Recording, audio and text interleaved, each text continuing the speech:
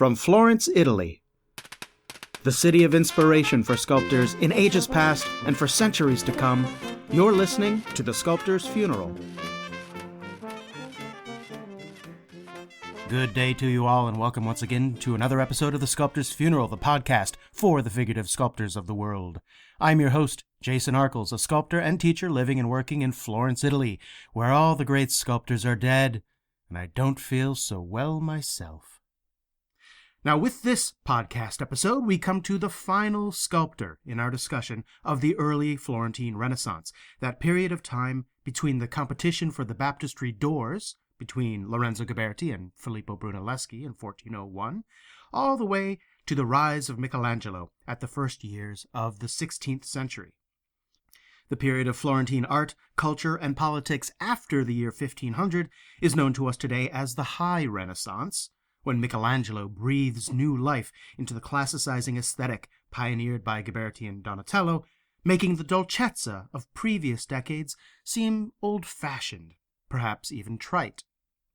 And as for what came before Michelangelo, well, that Florentine aesthetic of the mid-1400s, in both painting and sculpture, becomes relegated to a bit of a historical blip until the 19th century, when artists rediscover it while seeking an aesthetic based upon something else, anything else, rather than the ideal forms of the classical aesthetic.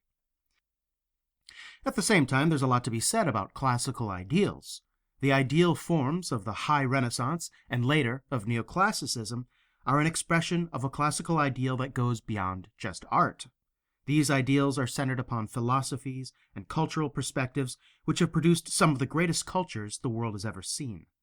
The lull in the conscious pursuit of sculptural classicism in the mid-1400s in Florentine sculpture was due at least in part to the death of Ghiberti in 1452 and Donatello's long absence from Florence beginning around the same time, followed by his own eventual death in 1466.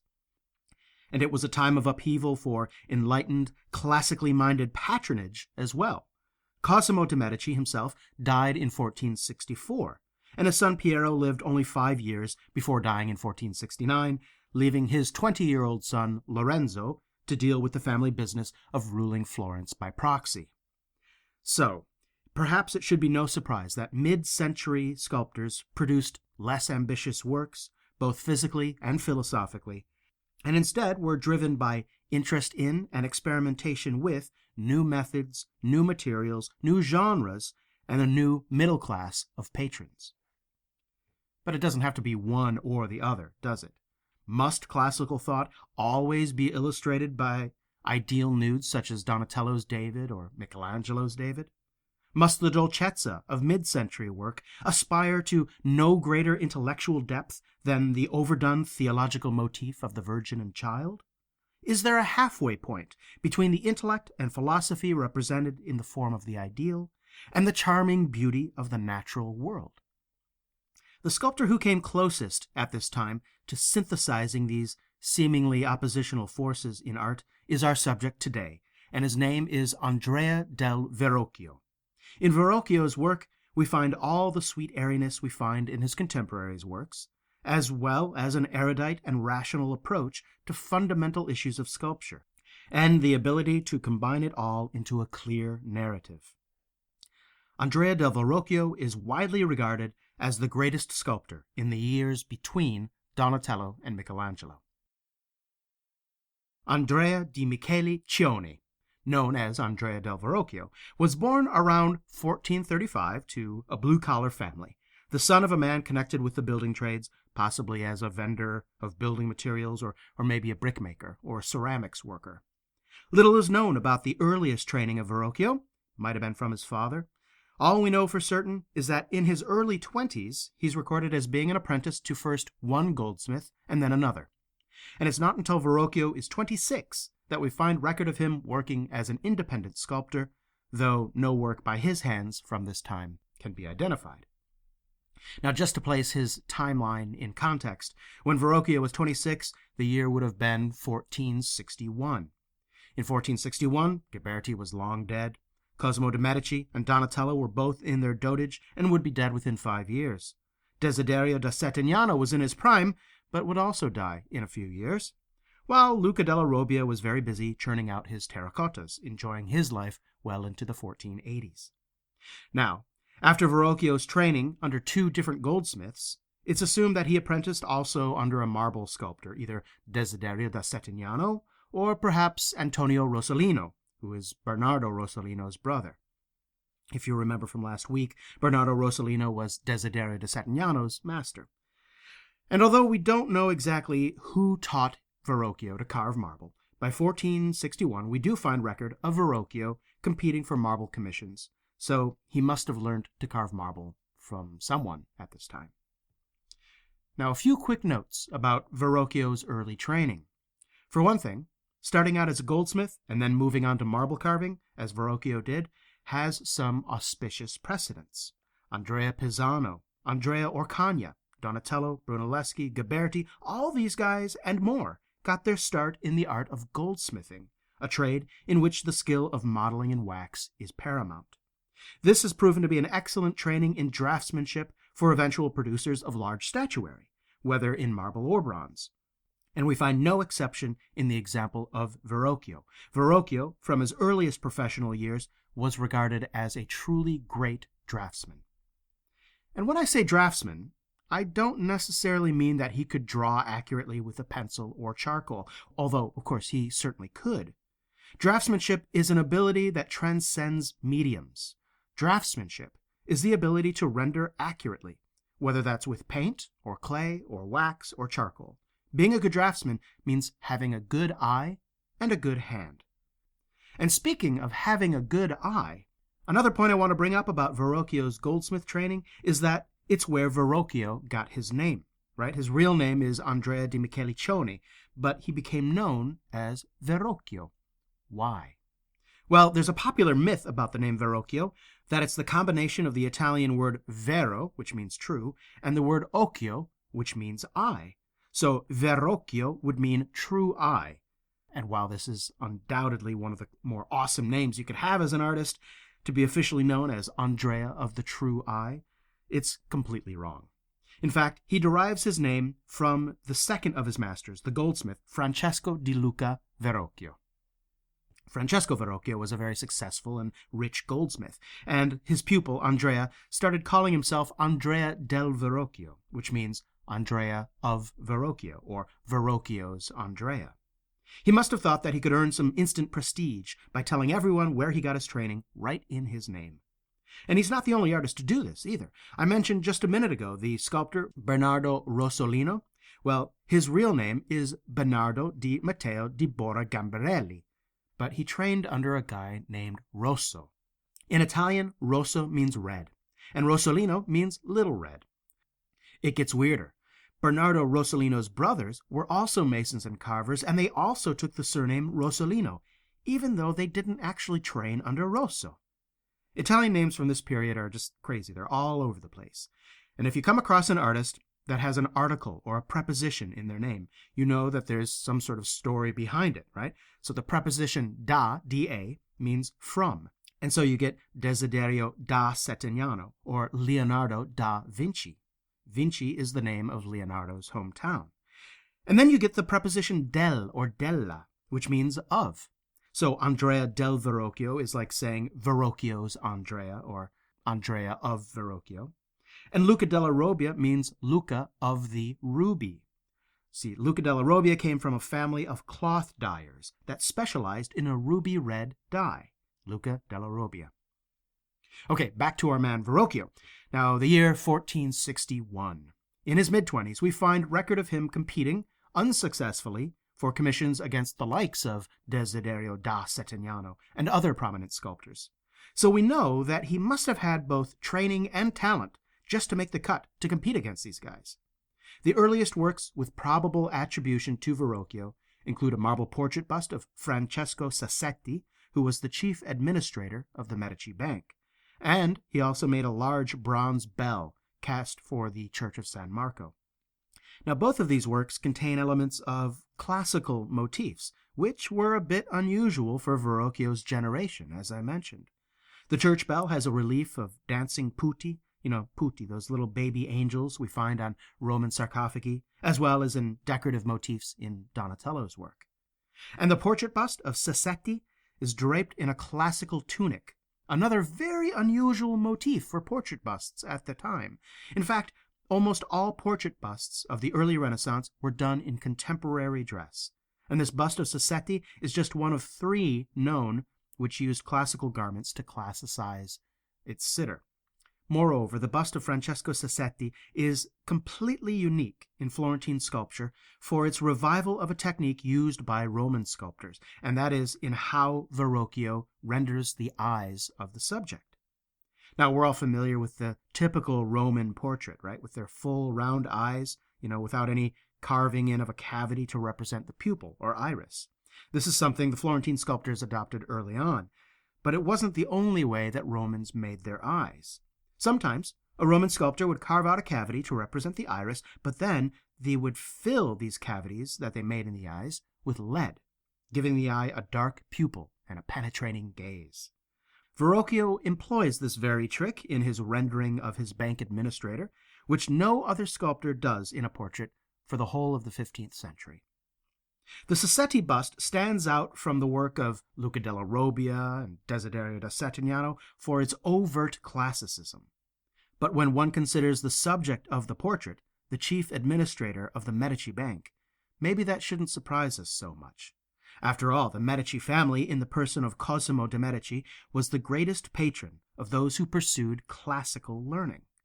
Now, could the overt classicism in this bust of the Medici employee have been a design on Verrocchio's part to catch the eye of the Medici family?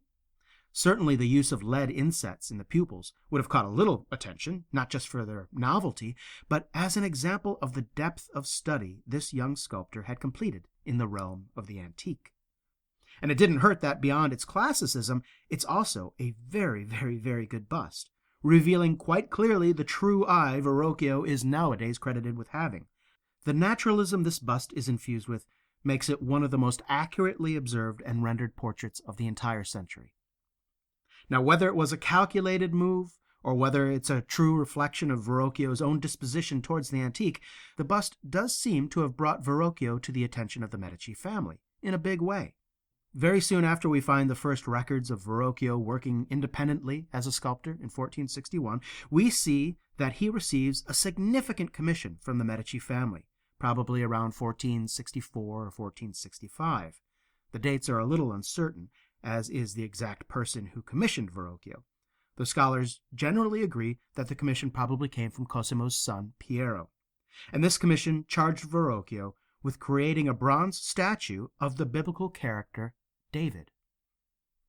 Now, before we get into this sculpture of David itself, we should talk about the fact that the Medici family already had a bronze statue of David, done by Donatello, made just a few decades before. So why did they want another one? And what's up with the subject of David in the Renaissance anyway? I mean, Donatello, he made a marble David as well as his bronze one, and of course, let's not forget Michelangelo's David, which would be made less than 4 decades after Verrocchio's. What's with all the Davids? Well, it all comes down to what the character of David represented to the average Florentine in the street, and how easily one could draw a parallel back then between Florence's time and place and the Old Testament kingdom of Israel. David was a shepherd boy who bravely stood up to an insurmountable foe, the giant Goliath, leader of an army which opposed Israel. It's a story of a small but brave character, aided by God, vanquishing a much larger force. The Republic of Florence at this time was a small, independent city-state, almost unique in its form of populist republican government, and very wary of tyrants, despots, and monarchs, and beset on all sides by larger political entities like the Papal States, the Holy Roman Emperor, the Kingdom of Sicily, and so on. So David, the tyrant slayer, easily served as an inspiration to the Florentine people and was practically a second patron saint of Florence, next to John the Baptist, who is Florence's actual patron saint. But David's significance went farther than giant killing. David was commonly seen as an example of an effective ruler. The shepherd boy, of course, grew up to become King David, the leader of his people who was favored by the Lord. He was the personification of good government, as well as a victor over tyranny. Now let's say you are the Medici family, an incredibly wealthy banking family who rules Florence by proxy, and everyone knows it. You could do worse than associate your family name with the character of David, the wise ruler favored by God. So, yes, the Davids of both Donatello and of Verrocchio were commissioned, at least in part, as propaganda.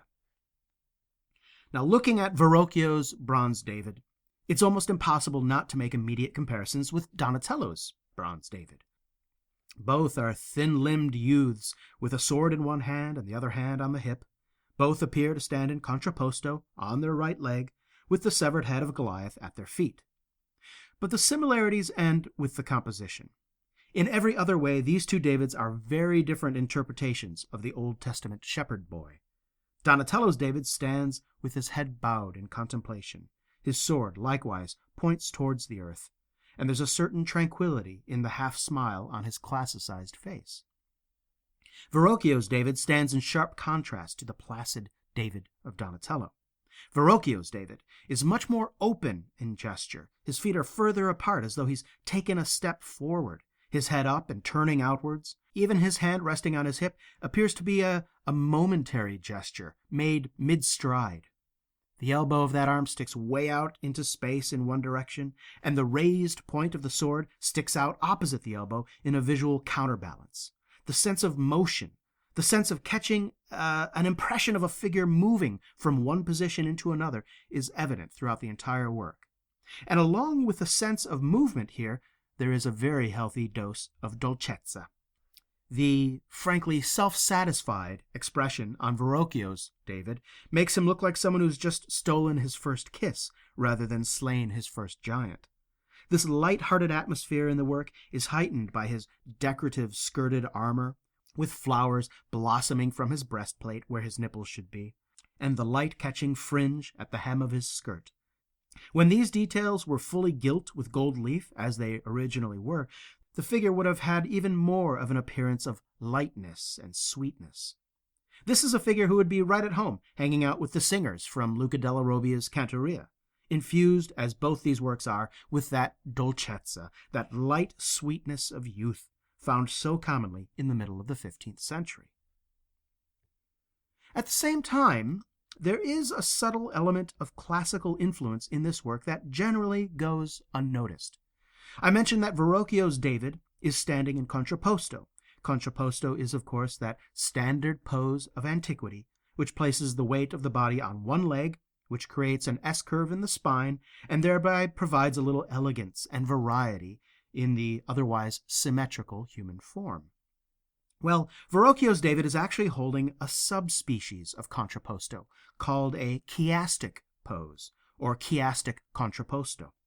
Sometimes it's called walking contrapposto, and it was probably developed by the Greek sculptor Polykleides. We find it in Polykleides' Diadoumenos and in his Doryphorus, and it's common in Greek and Roman work after the time of Polykleides, and it even gets a mention from Pliny the Elder. So what is the chiastic pose? Chiastic poses will have the non-weight-bearing leg set well behind the weight-bearing one, giving the feeling that the figure has taken a step forward. Usually the heel is raised and only the toes or the ball of the foot is touching the ground. In regular contrapposto, the non-weight-bearing leg is off to one side rather than being sort of behind the figure, and so there's no forward momentum implied in the rest of the figure. So David's chiastic pose is just another example of Verrocchio's study of antique sources. But Verrocchio did much more than just copy a Roman antique.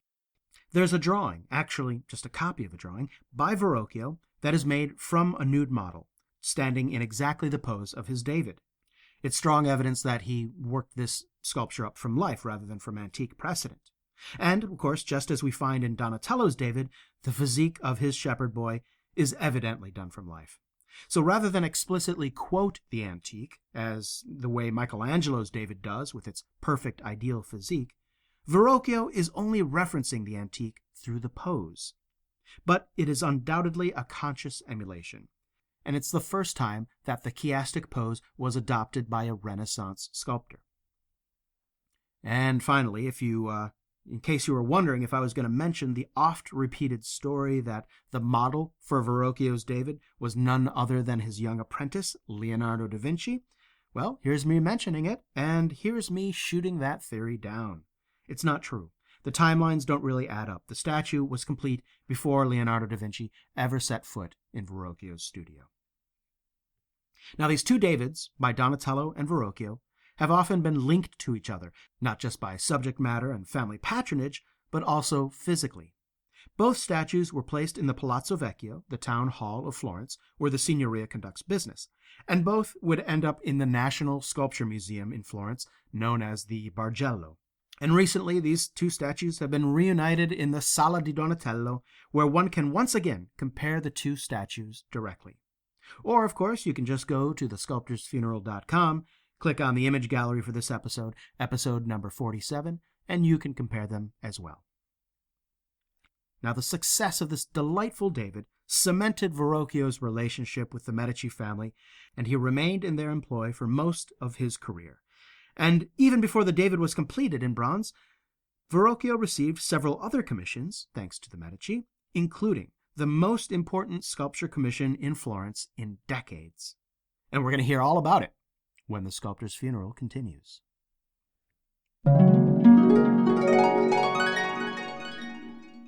Hi, everyone. I just wanted to let everyone know that now is the time to start planning for the Wiltshire Workshop 2016.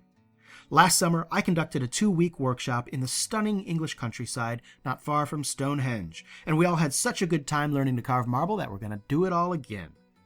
So join me in a 2-week class for beginning and intermediate marble carvers in the green countryside of Wiltshire, just outside of Marlborough, where you'll learn everything you need to know in order to carve a figurative work in marble. In addition to learning the basics with hand tools and machine tools, you will learn the process of using a pointing machine, the simple device which has for centuries enabled sculptors to make exact copies of plaster casts in marble. And that's just what you'll do. Choose from a selection of plaster casts taken from the work of master sculptors of the past, Bernini, Udon, Michelangelo, and more. Create your very own true and faithful copy in marble to keep. Not many people can claim to own their own mask of Bernini's St. Teresa or Michelangelo's Dying Captive rendered in Carrara marble, and even fewer have carved it for themselves. But you can be one of them. And the workshop just isn't for sculptors with experience. Even complete beginners and non-sculptors can create a work of marble in this 2-week course. We proved that last year. All the information for the Wiltshire Workshop, which starts August 8th, can be found at our website, thesculptorsfuneral.com. There's space for 12 on this workshop, and the sign-up deadline is June 1st, but I have a feeling the course is going to fill up early this year, based on the success of last year's course. So sign up today at thesculptorsfuneral.com or contact me for more details. The Wiltshire Workshop 2016. Become one of the few figurative marble sculptors out there, and follow in the footsteps of the old masters. Check it all out on thesculptorsfuneral.com, and I'll see you in Wiltshire.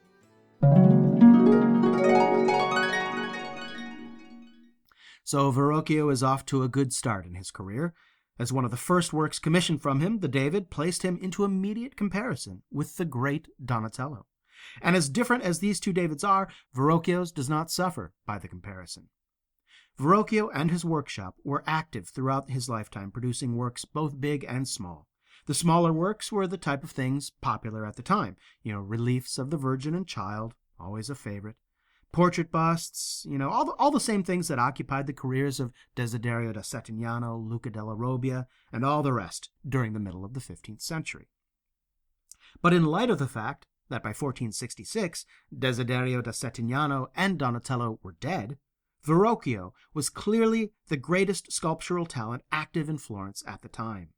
So when the most important commission of the decade comes around, it's only natural that it should fall to Verrocchio. And this commission was for a statue for the Church of Orsan Michele. Now, I did an entire episode on the Church of Orsan Michele. It's a hugely important piece of sculptural history. And if you haven't listened to that episode, I suggest you do, as it's going to help fill you in on the nature of this commission. In a nutshell, though, the Church of Orsan Michele is decorated on all 4 of its sides by large-scale statues in niches, each of them representing the patron saint of one of the guilds of Florence. And the most prominent niche on the entire church, the central niche on the facade facing the Via Calzaioli, belonged not to a guild, but to the political party which represented all guilds, the Parte Guelfa. The Parte Guelfa was a hugely important power structure in the Republic of Florence. You had to be a guild member to hold public office, and to be a guild member, you had to belong to the Parte Guelfa. And in the 1420s, to decorate their niche on Or San Michele, they commissioned none other than Donatello to create a huge gilt bronze statue of St. Louis of Toulouse. And Donatello was also likely the sculptor who designed and made the architectural details of the niche in which his St. Louis stood. But anyway, in the 1460s, the Parte Guelfa was a bit strapped for cash, and so they decided to sell the rights to their niche to another powerful entity of Florence, the Mercanzia. So Donatello's statue was removed from the niche and is now in the Church of Santa Croce in Florence, and Verrocchio was commissioned to create a statue of the Mercanzia's patron, St. Thomas. The Mercanzia, by the way, is the merchant's court, right? It oversaw all the legalities and disputes between the guilds. And so it was natural that their patron saint would be St. Thomas, the saint from which we derive the phrase Doubting Thomas. One of Jesus' 12 apostles, Thomas was not around when the other apostles encountered Jesus in the flesh after his death and resurrection. And when the apostles told Thomas what they saw, Thomas was skeptical. And he told his pals that, unless I see in his hands the print of the nails, and place my finger in the mark of the nails, and place my hand in his side, I will not believe. And then, of course, Jesus shows up and makes Thomas eat his words, saying, Put out your hand and place it in my side. Do not be faithless, but believing. Whereupon Thomas cries out, My Lord and my God. And Jesus replies, Have you believed because you have seen me? Blessed are those who have not seen and yet believed. So yeah, maybe kind of a strange saint to aspire to, seeing as how Jesus totally called him out like that. But at least the guilds could be assured that the Mercanzia would insist upon evidence in their dealings rather than taking things on faith. The sculpture that Verrocchio created for the niche was almost without precedent in Florence.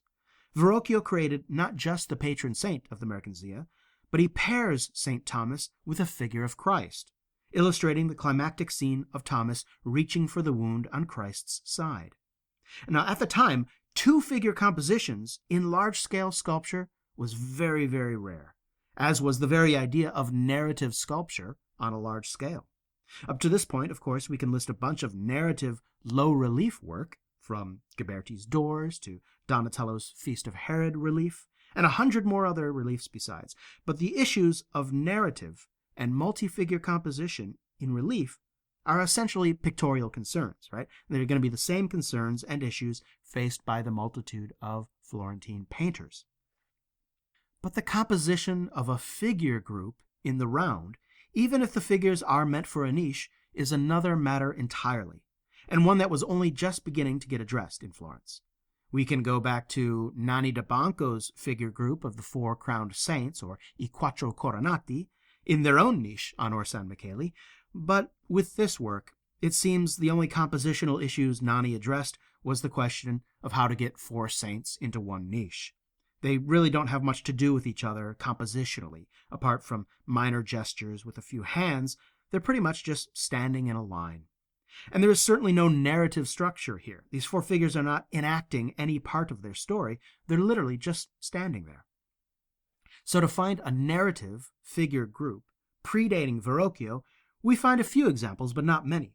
There's Donatello's group of Abraham and Isaac high up on the Campanile. That's certainly narrative. And then there's Luca della Robbia's masterpiece, The Visitation, in glazed terracotta, of course, and that's in Pistoia. But the most prominent example, by far, would be Donatello's bronze Judith and Holofernes. This was a statue Donatello completed less than 10 years before, just before Verrocchio began work on his David. So in addition to being the first prominent narrative figure group, the Judith and Holofernes was the first statue in Florence designed to be seen from all angles. Now, even though Donatello's David was the first freestanding bronze statue of the Renaissance, there is a distinction to be made between these two works, right? A freestanding statue just means that it's not in a niche, and so it can be viewed from all sides. But it's really the Judith that is the first freestanding statue that was designed to be seen from all sides. So, for instance, if you put Donatello's David in a niche, it loses nothing. Likewise, if you view the David from another angle, like from the side or the back, it gains nothing. It has a primary view from the front, and when viewed from other angles, we lose a little bit of the content or the context of the work. Right? The head of Goliath is really only seen from the front, for example, and the grace of David's contrapposto is lost when the work is viewed from the sides, and from the back, all we get is a backside. But the Judith and Holofernes doesn't have a front view. It doesn't have any sort of picture plane point of view. If you were to put the Judith and Holofernes in a niche, you would have a very hard time figuring out which side should face the front. In fact, it's a work that demands that we move around it, as unlike the David, there is no one point of view that fully tells the story of the narrative, so you're sort of compelled to move around it. Donatello even designed the pedestal to eliminate the idea of a frontal view. The figures are standing or seated on a four-sided pillow, which is then placed on a three-sided pedestal. And this jarring uncoordination of the base makes the viewer's mind think that, well, there must be another side that's the primary view, or the side of view where the base makes more sense. And he starts circling the statue in search of this prime view. And only when you circle the statue is the full narrative revealed. Now, of course, the Judith and Holofernes is hardly a work which could lend its composition to the theme of St. Thomas touching the wounds of Christ. Verrocchio was pretty much on his own here in that respect, in terms of finding solutions for his composition. And the first question he would have been concerned with is, how do you fit two figures in a niche that was designed for a single figure? Well, if you take a look at the images of the work I've posted at the Sculptor's Funeral website, thesculptorsfuneral.com, you'll see that Verrocchio, in fact, chose not to put two figures into the niche. Instead, we find the figure of Christ alone occupying the niche, placed a little off to one side, while the figure of Thomas is actually outside the niche, standing on the architecture of the tabernacle itself. One figure in, and one figure balanced on the ledge just outside the niche. I'm not sure where else you would be able to put two figures apart from this solution, really. I mean, maybe it seems like a bit of an obvious solution for us today, and it probably was also obvious to Verrocchio too. But doing this, placing Thomas outside of the niche, actually had long-lasting and important ramifications for European sculpture. Let me see if I can explain how. We can think of the niches on Orsan Micheli as more or less like picture frames, right? Each saint is sort of standing inside the niche, and rather than the niches being the background or the environment within the context of the sculpture, in the way that a background of a relief is, the niches are really just a decorative setting, a border or a frame in which the actual work of art is placed, right? They're sort of two separate things, the picture and the frame. But once Verrocchio places one figure in the niche and the other figure outside the niche, but that figure is reaching back towards the first figure, the niche itself becomes part of the environment of the narrative. The viewer encounters the architecture as part of the sculpture, and this blurring of the lines between sculpture and environment is an idea that, 170 years later, Gian Lorenzo Bernini would exploit to its fullest potential. And that's just one way that Verrocchio's Thomas and Christ sculpture prefigures what is to come in the next century. Just as in Verrocchio's David, there's a wonderful sense of movement throughout both figures here. Christ is raising his arm to reveal his wound, and more interestingly, there's a turn that Thomas seems to be making towards Christ. This turn is implied with his right leg out and back from the rest of his body, as though he had been facing forward a moment before. And this, of course, is a clever variation of the chiastic pose, the antique pose he resurrected for his David, with the non-weight-bearing leg placed behind the figure, giving the figure a sense of forward motion.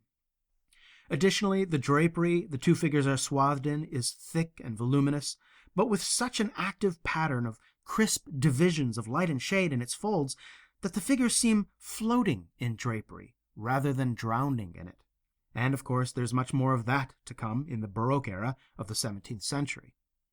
The face that Verrocchio renders on his Christ becomes the prototypical face of Christ for sculptors over the next generations, if not centuries. But one aspect of the composition, the one that impresses me the most personally, is the gesture of Thomas reaching towards the gaping wound in Christ's ribcage.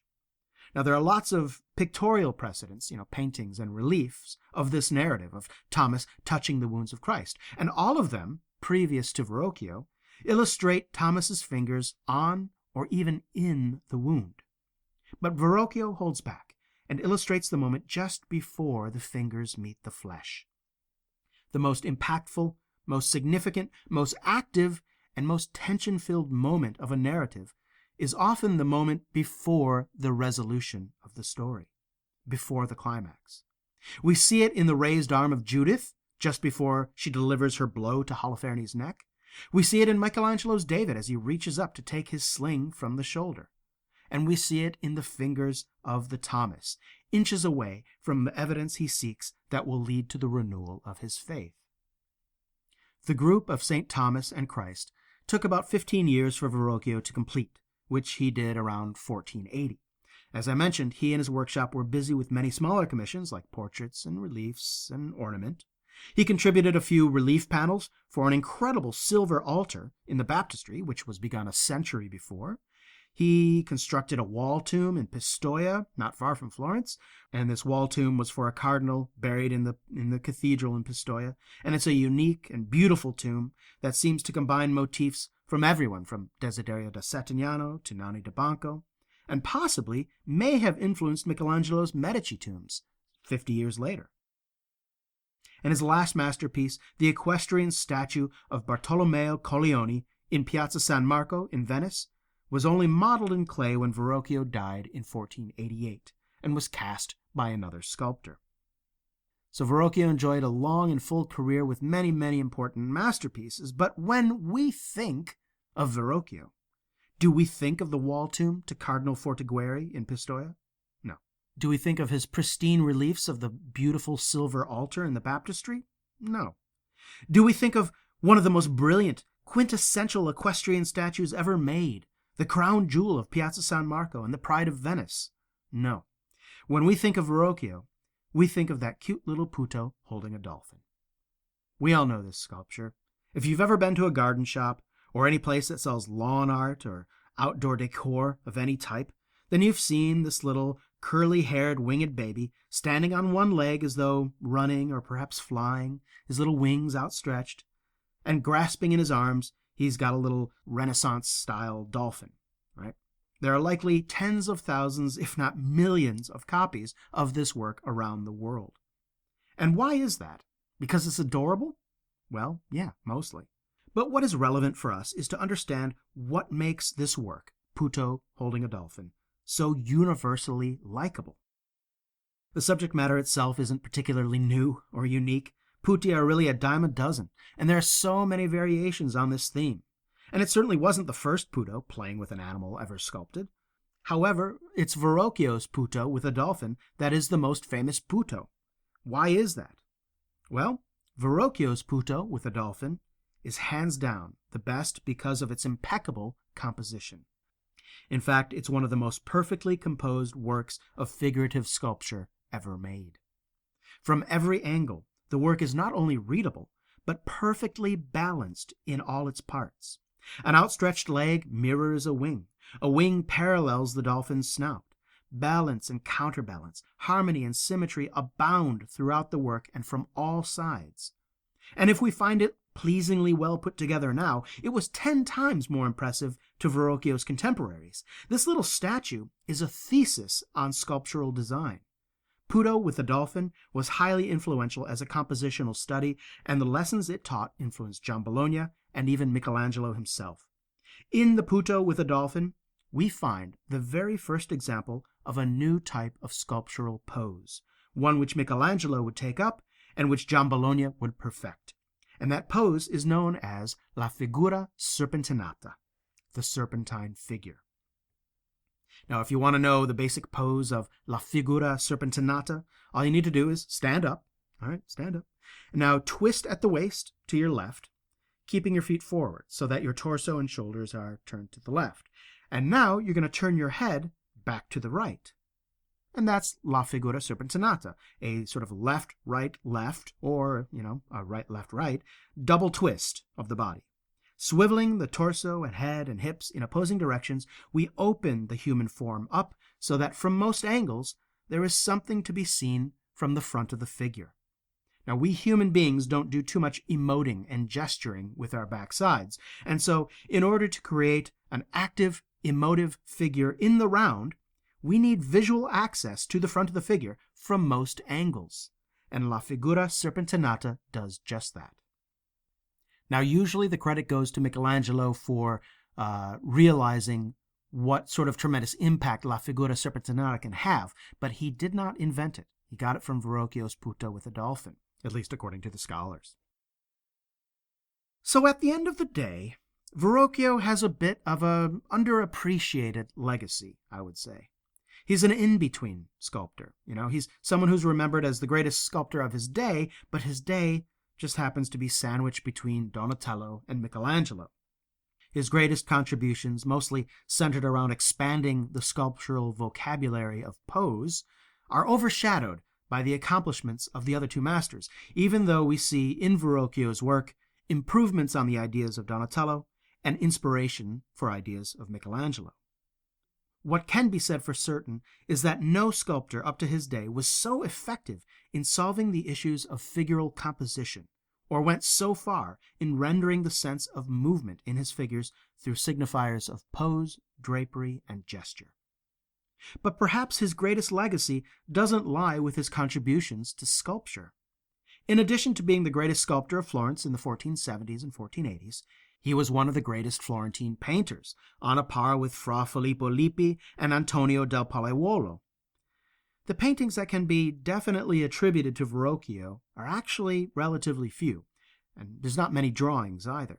He was, after all, mostly a sculptor, but he had steady enough demand for his paintings that he kept a painting studio and a few assistants and apprentices occupied in helping him with painting commissions.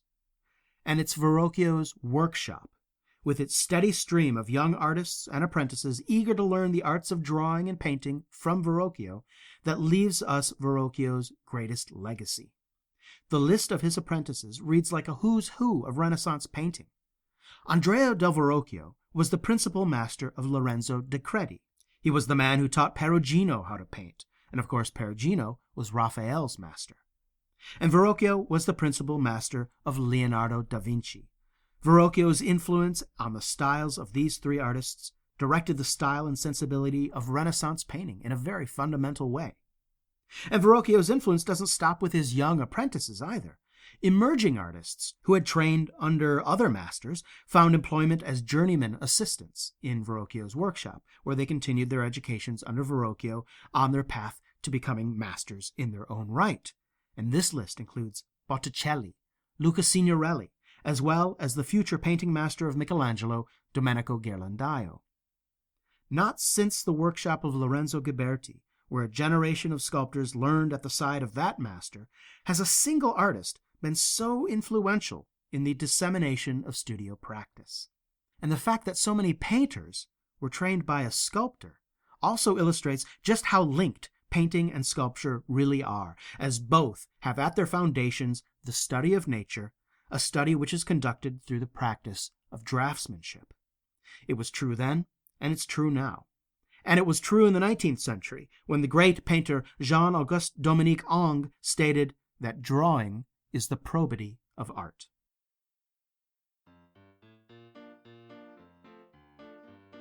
Well, I want to thank you all for listening. The holidays are upon us. Happy holidays, everyone. I hope you have a wonderful holiday season. As for me, I'm going to be off for a few weeks in the U.S., enjoying the company of family and friends.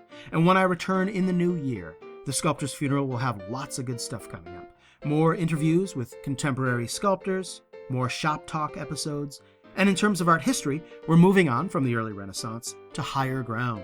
We're going to have a smattering of high Renaissance topics, then a few Baroque and neoclassical episodes, and then we're going to settle in and take a good hard look at one of my favorite periods, the 19th century.